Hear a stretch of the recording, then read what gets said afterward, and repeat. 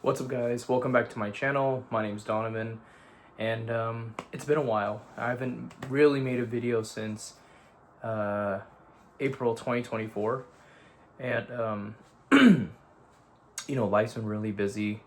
Kind of went through a lot of personal things, and I took some time away from the community, specifically the YouTube community. I wasn't active on Instagram for a while, but towards the end of 2024, it's almost a year ago now, I decided to be a little more active, and now I'm kind of back. Some updates: I graduated college, and I've been working full time since June, so it's really cool. So right after graduating, really fortunate, and life's been great. Life's been treating me really, really well. Over the past 11 months, I've been making a intentional effort to reconnect with a lot of people who I've drifted away from, especially during my time, like my hiatus and taking a break from the online collecting community. Some people that I've stayed in contact with, or people that I've gone back into contact with, include my friends Ryan and Brian. Ryan is a man at his music, and Brian is Battered Records enjoyer, or is it Battered Records collector? I can never remember. But those two guys I talk to. I talk to them every day, almost every day. But life gets busy, so. Also shout out my friend Rich of DG Mono. Shout out Richard, really great friend.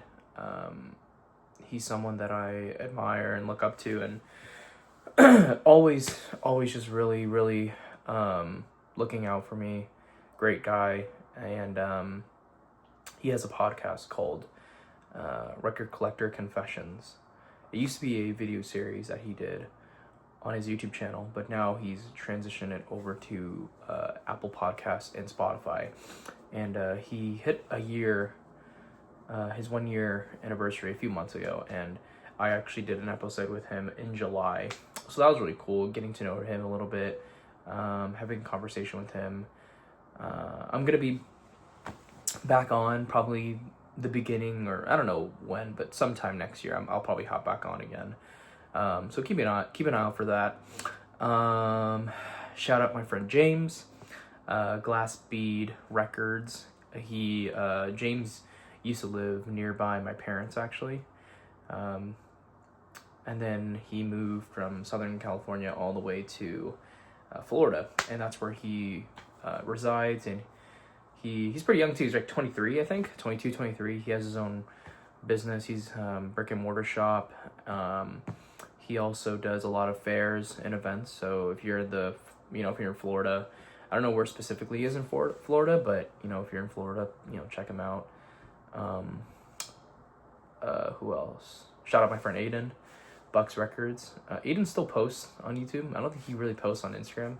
He hasn't for a few years now, but he's been doing a lot of musical endeavors. He had a band, Summit Blue, but I think now he's doing more solo stuff post graduation. He's in Chicago right now, so shout out to Aidan. Really cool. Would love to meet up with him one day. As for all of these people, actually. And then shout out my friends Trent and Ilya. Portland boys. They I got a chance to meet Trent, actually. So Trent's the first VC friend I got to meet. He was in the Bay Area. He was in Oakland for business, and I was in SF visiting some friends. And so it was about 2 months ago, I think. So I got a chance to meet up with him. We went digging at Hercules Records and then at Lloyd's in East Bay.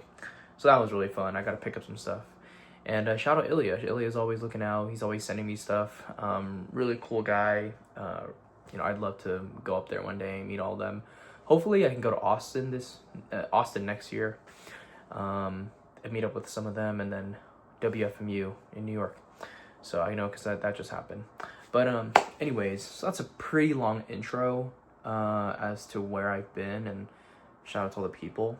Another update is kind of where I'm at, like, physically right now. I'm still living in the same apartment or the same, like, home, the same place, but I've moved everything in my room, and I kind of upgraded. So you guys can't really see, but okay, so that's a an ST70 Dynaco tube amp. Really cool, really great. It's in great condition. The rectifier tube blew out, but you know, I got a new one, and it's been working great. And then that goes into my Dynaco Pat 5 preamplifier. So that's kind of the amplification chain. And then I actually have a pair of DeVore Fidelity 096 clones. Shout out my friend Tyson. I met him sometime this year, earlier, probably in the summer. He's out in Palm Springs. He has some YouTube videos too, but he doesn't really narrate anything, kind of just does like a lot of overviews. But I got to meet up with him, bought these off of him because he's trying to start his own business, so bought these off of him, and they've been serving great. They sound awesome.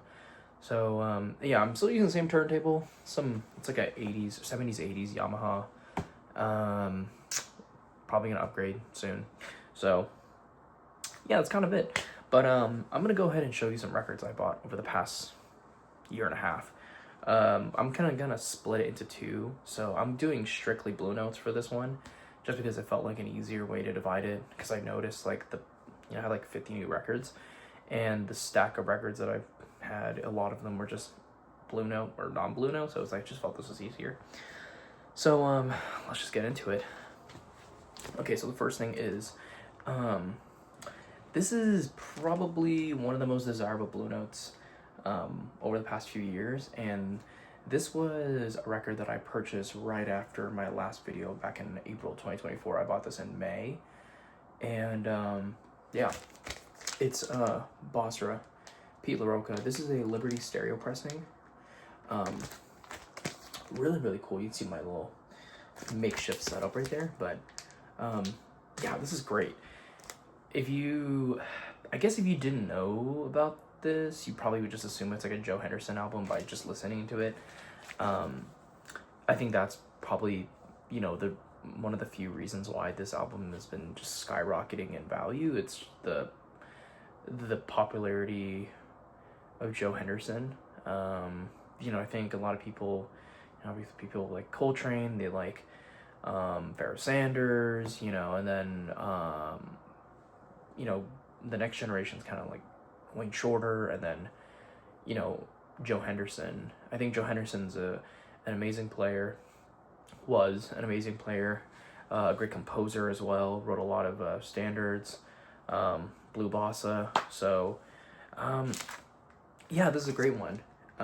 Didn't think I'd ever find it, but I found it last year, and yeah, it's one that I really love. I love the cover. I would say this is a pretty high one in terms of just Blue Notes, but yeah, this is pretty cool. Really like that one. Steve Kuhn and Steve Swallow are also on it. I think that helps, and then Pete LaRocca.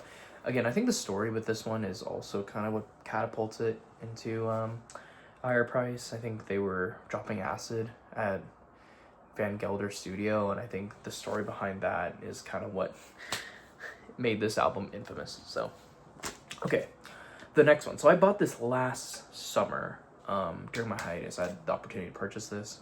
It was an eBay find.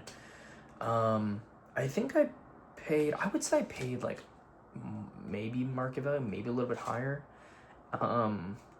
But it's this one here. This is Larry Young, Into Something. Excuse me. I think in 2023 I actually had the opportunity to buy Unity, and I bought it from my friend James, Glassbeat Records that I mentioned. But I bought a Liberty stereo pressing of that. This is a first mono pressing, and I love the cover on this one. Like, look at that. So cool.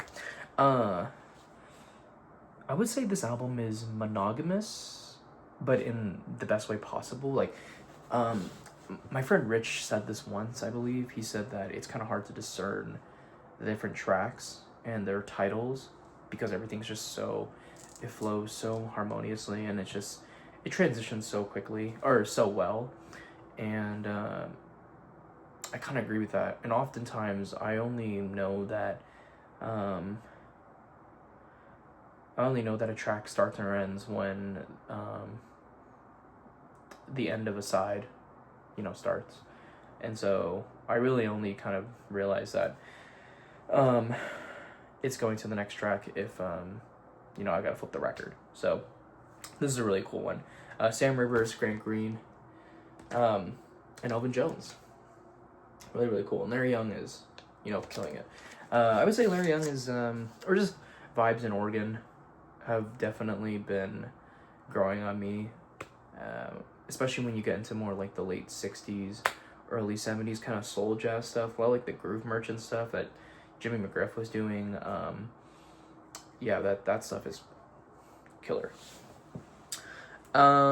Speaking of vibes and Oregon, this next one is a recent purchase. I bought this maybe like 2 months ago. This is a Stick Up. This is Bobby Hutcherson, featuring Joe Henderson, prominent 60s, mid-60s Blue Note icon. McCoy Tyner, another one. Herbie Lewis, and Billy Higgins. Yeah, really cool cover too. I found this for $15 at a store called M Theory in San Diego. They're really not known for like the type of music that I'm into, funk, soul, jazz, things like that. They're kind of more into like rock, psych, punk, indie rock. Like that's kind of the stuff that they have, and some newer reissues. They have some of the Crown and like Daftone stuff, but occasionally they have some pretty good stuff, either in their dollar bin or like in their jazz bins. So yeah, it's like really, really interesting. They also have like pretty good gospel stuff that's just kind of flying under the radar that no one ever buys. So I usually purchase some of those. Yeah, I would highly recommend just stopping by if you're in the area. My hairstylist is actually like a block away. It's like right across the street, so I just go there every time. So yeah, Stick Up. I would love a copy of Happenings as well. This is a killer one. Not that expensive either, so I would highly recommend picking this up if you can find it. They cover a lot of they do some covers on here, but they also do some original Hutcherson compositions. So they do cover one. Where is it? Yeah, Una Muy Bonita. Shout out Ornette Coleman, I guess. So really, really cool. Okay, the next one is didn't realize how important this record is. I understand it's very important in the Blue Note, catalog, but I didn't realize how important it is for Japanese collectors. So a lot of times people get into jazz in America through like Miles Davis Kind of Blue. That's the one record that is constantly being brought up. But from my experience in Japan, that record for them is this one. This is Cool Struttin' Sonny Clark. This has been reissued so many times. They've had first pressings. I think they've had New York, USA, I believe. This one is a Liberty Blue Note. So this is a Liberty mono pressing. Earless mono pressing. I really like the jacket on this one. There's a few Liberty like variants of this jacket. Some of them will have like Liberty on here. This one just says Blue Note 1588, which I prefer. But yeah, really, really cool. The intro track is amazing. Again,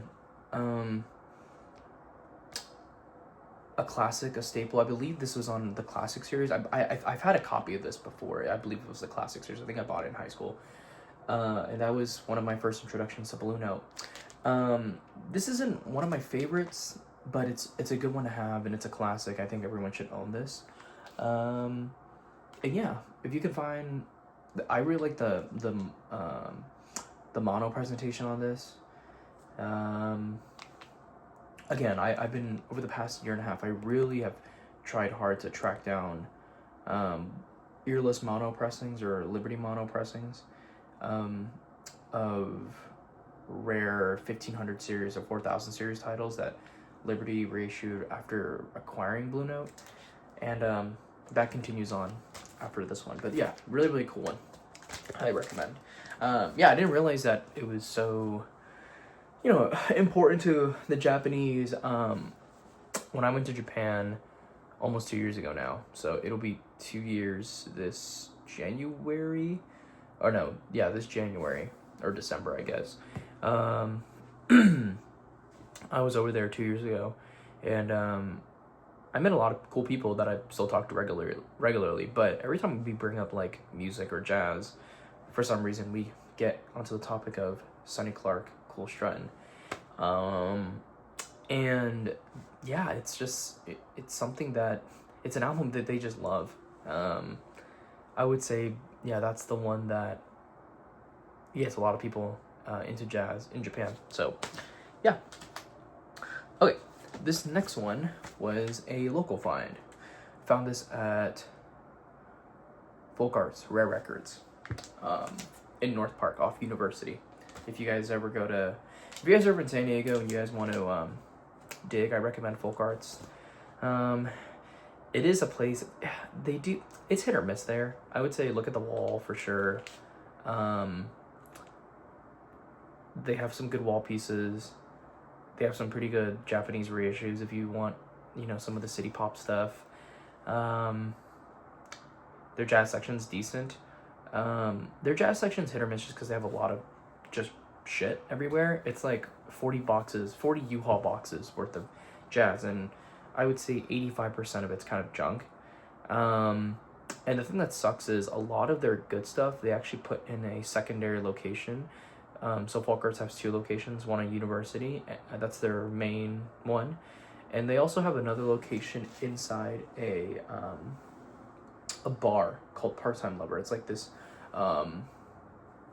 what do you call it? It's like a speakeasy, and it's like a listening bar, and they have a location in there. A lot of the more desirable reissues as well as first pressings are all in there. So if you want heavy hitter jazz, if you want really rare 10 inches, check that spot out. But I found this one at their main location, and it is Herbie Hancock, Inventions and Dimensions with Paul Chambers, Willie Bobo, and Chihuahua Martinez. This, I would say, is a top 5 Blue Note for me. It's so interesting when you compare it to a lot of the other stuff that Herbie did on Blue Note, like A Maiden Voyage, or what else? Empyrean Isles. Like if you compare those 2 titles, it's just like, really different. Really like this one a lot. I think the rhythm section is what really makes this record. And yeah, this one's kind of hard one to find. I've rarely had the opportunity to find this. This is a Liberty stereo pressing, but it's in like it's in a first mono pressing jacket, so it doesn't say stereo on there, because then it would have like 84147, but it doesn't. It just says 84, or it just says 4147. Sorry, so there's no 8. There's no stereo, but then the disc is stereo. So I don't really know. Liberty was doing a bunch of random shit, so I don't know. But this is great. I play this one all the time. I love inviting people over, and then we'll listen to that record specifically. So really, really cool. It is a favorite of my friend Rich. He loves that record. It's one of his favorites. And yeah, I'm glad I think he got like a mono pressing of that last year. So speaking of Rich, this one was because of Rich. He sent me this link. He's like, hey, I think you should look at this. it was an eBay search, or it was an eBay listing. I checked it, immediately bought it. This is Wayne Shorter Juju. I don't have a lot of Wayne Shorter in my collection. I think a lot of his stuff is really hard to find. Just like Joe Henderson, you know, Speak No Evil is really hard to find now. Night Dreamers is really hard to find. But Juju is, like, I was able to find this. This is a Liberty stereo pressing. This does have Van Gelder in the dead wax. So, yeah, this is really, really clean. So, yeah, another Liberty pressing. Super, super cool. Joe Henderson, you know, great composer. Oh, sorry, not Joe Henderson. Wayne Shorter, great composer, amazing player. You know, played with Lee Morgan earlier on. You know, started out doing work on VJ. Did some stuff with the Jazz Messengers, then transitioned over to Blue Note, and, you know, he became the legend that we all know. You know, and then he passed away a few years ago, unfortunately. So, just really, really sad. You know, every time I listen specifically to Wayne Shorter, or like Sonny Rollins, I think about all the jazz legends that we've lost recently, or the ones that are slowly dying off.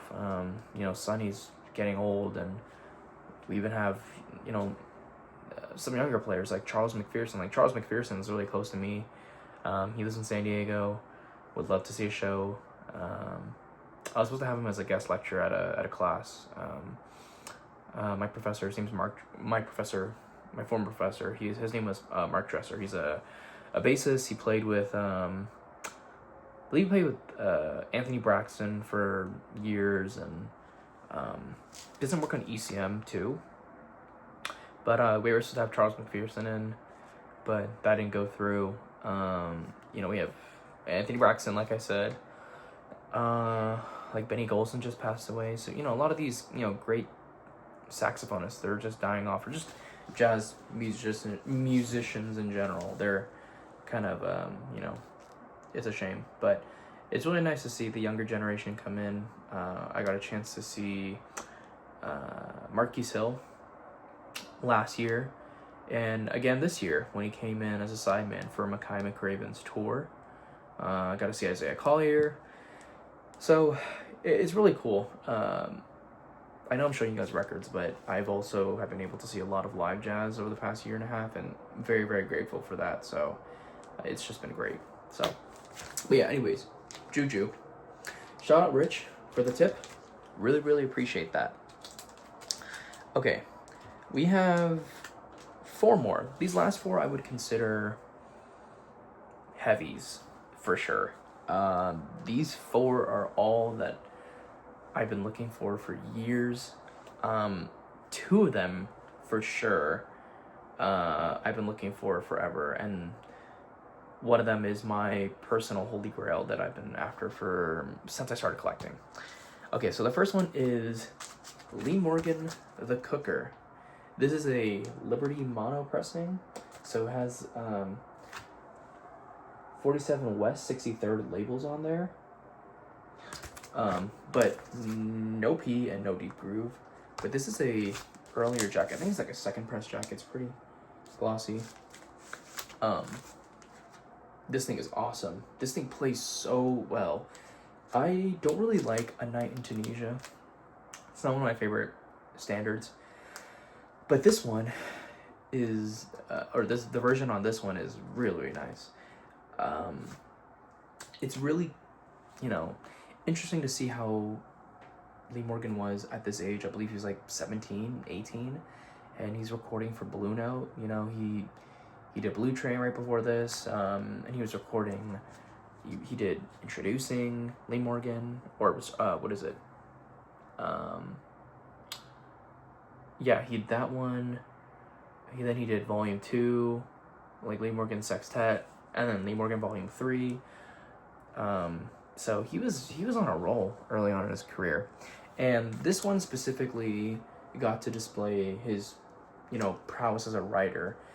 I think that's one of the most underrated parts about Lee Morgan. You know, a lot of people say, like, you know, he plays on fire, and Sometimes he has so much raw talent, but I think a lot of times people overlook his ability as a writer, which I guess people kind of came around towards the middle, towards the end of his career. I would say like post Sidewinder, you know, like when people were doing Search of the New Land. When he was doing Search of the New Land, like, you know, beautiful album, and some of his later work, and then obviously his self-titled before he passed away, and Live at the Lighthouse. That was some of his best work in my opinion.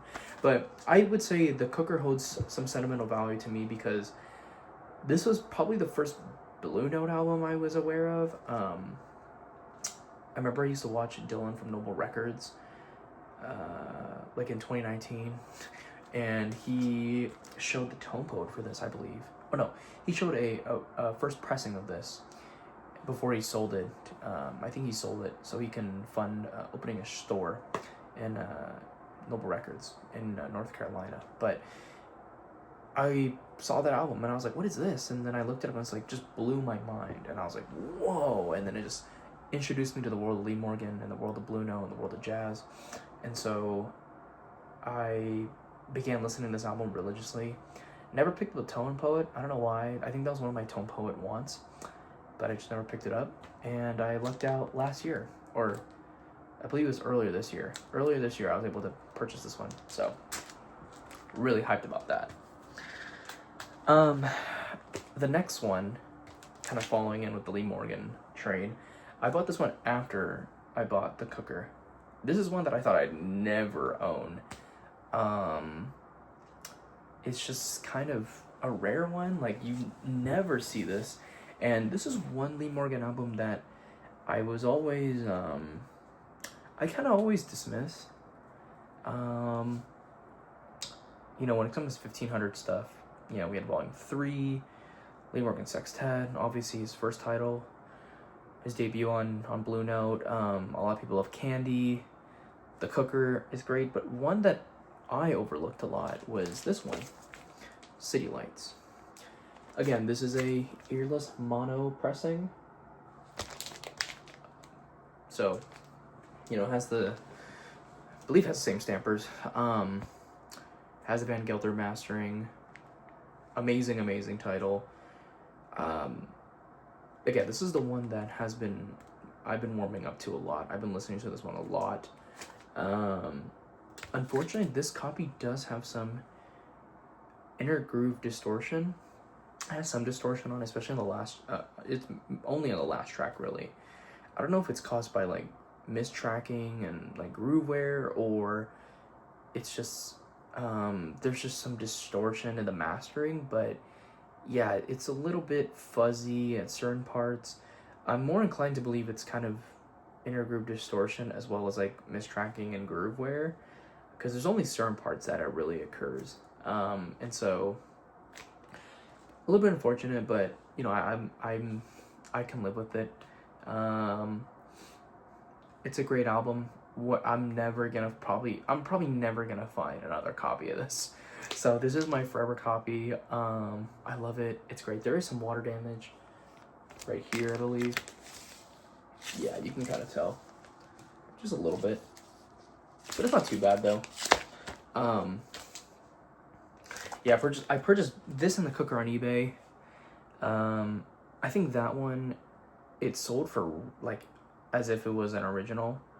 The ending price was pretty high, but I think once it was, I think the buyer must have realized it wasn't a first pressing, and so the seller relisted it, and no one really bid on it. So I just threw in my best bid at the very end, and I won it. So I'm very, very hyped about that. So yeah, that's City Lights. Okay. Second to last one. Again, following that Lee Morgan train. I would say this is one of my favorite Blue Notes. I think it's a criminally undervalued and maybe kind of underrated at times. And I feel like I don't hear a lot of people talking about this, especially when it comes to these three musicians, Hank Mobley, Donald Byrd, and Lee Morgan. Usually when you talk about any one of these artists individually. This album is never brought up as a top title for some reason. And I think that's a shame. And I was able to purchase this earlier this year, I believe. Maybe it was last year. I can't remember. But I purchased this. Again, another earless mono copy. But this is Blue Note 1540. Hank Mobley with Donald Byrd and Lee Morgan. Yeah, this is I didn't think I'd ever find this. I don't know where I found this, but anyways, Donald Byrd, Lee Morgan, Hank Mobley, Horace Silver, Paul Chambers, and Charlie Persip. Like, that's a fucking killer lineup. Like, that three-headed beast just in the front, that horn section's crazy. And, you know, I think for that lineup, the caliber of music, I feel like this is kind of an undervalued record. Kind of underappreciated too, in my opinion. I don't know why, but that cover is crazy. I think my favorite part though is just the fact that Hank Mobley, you can see my phone, the fact that Hank Mobley is just in yellow. I think that's the thing, that's my favorite part about this actually. Yeah, really cool part is these have Lexington labels, so really, really cool. Barrel Funk is great. Mobley Mania, like a lot of really good Mobley compositions. Again, really shows Hank Mobley as a writer. I think Hank Mobley is a very sophisticated player. You know, I listen to a lot of kind of soul jazz. It's more, I would say like Hank Mobley's a more kind of cerebral, sophisticated player. Compared to someone like a, I don't know, like a Eddie Lockjaw Davis, and that's nothing against Eddie Lockjaw Davis. He's just more kind of like a hard nosed blue collar kind of worker, kind of a player, you know. And that's just my opinion. I really love Eddie Lockjaw Davis. I'm actually kind of a, it's funny, I always tell people, like, just buy it. Anytime you see an Eddie Lockjaw Davis album, if it's playable, just buy it, because the recordings are great. Usually they're super cheap, but you can never find them in clean condition. So, but anyways, Hank Mobley, featuring Donald Byrd and Lee Morgan. Yeah, I would say that's probably one of my crown jewels in my collection. But I would say nothing beats this, if I'm being honest. This is a killer one. Yeah, this one's great. Soul Station, Hank Mobley. This is this is a earless mono pressing. And the thing that's really hard about this is there was never like a reissue. Blue Note didn't really do a reissue. They had its first pressing in 1960. Then when Liberty purchased Blue Note, I believe Blue Note had this in the pipeline to be reissued. There were New York, USA labels made for this, as you can see here. And so this was probably in the pipeline to be repressed somewhere in like 64 or 65, but never happened. Blue Note was sold to Liberty. Liberty used up all the jackets, all these first pressing jackets, all the labels. They made some, Division of Liberty mono labels for this. And then after that, they just reissued this as a stereo pressing.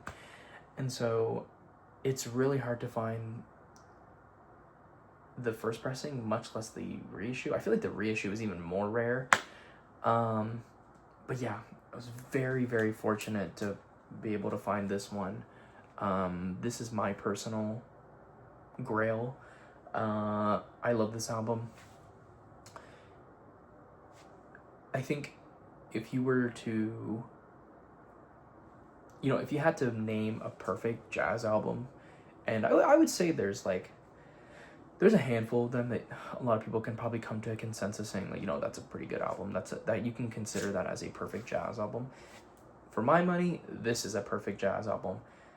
I know a lot of people really like No Room for Squares, Roll Call, Workout, even some of his prestige stuff like his Mobley's Message and Mobley's Second Message.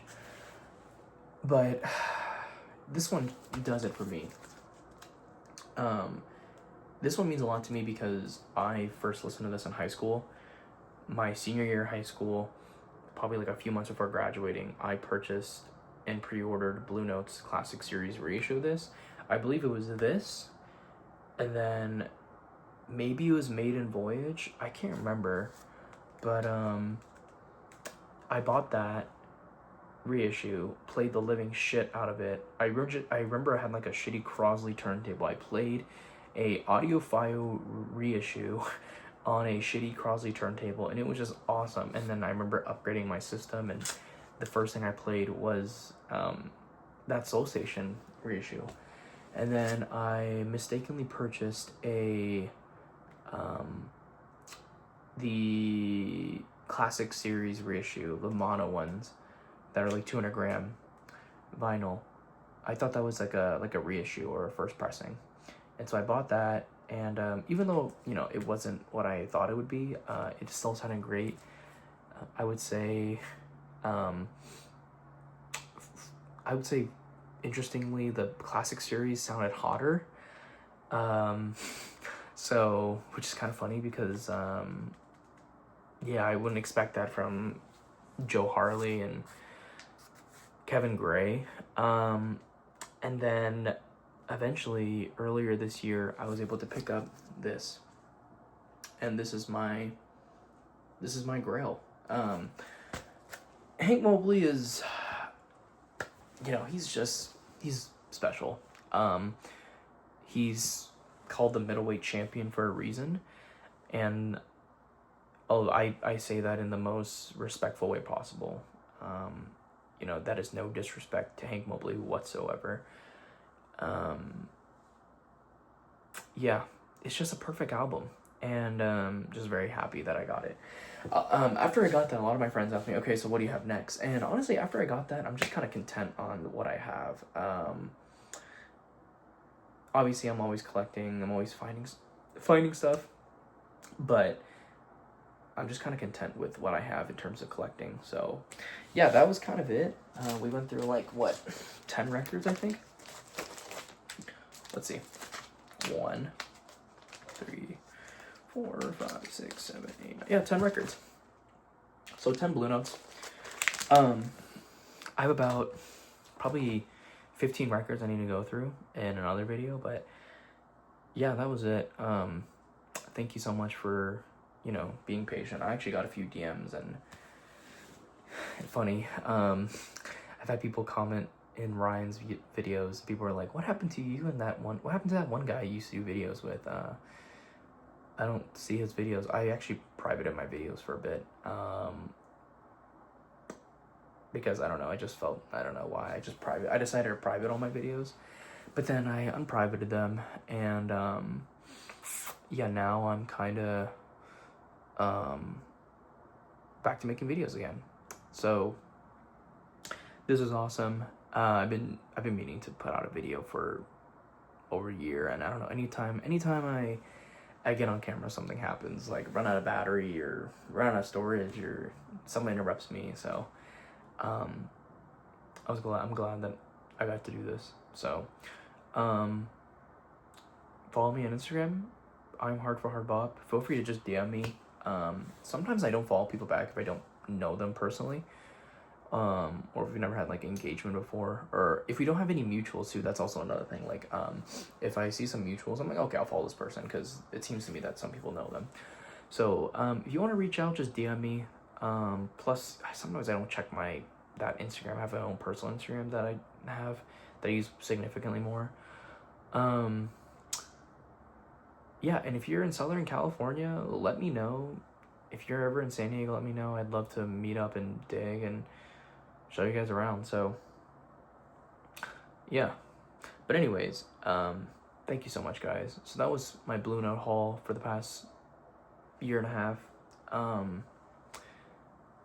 have more that I gotta go through. It's like, it's a fat fucking stack I gotta get through, but I'll get through it eventually.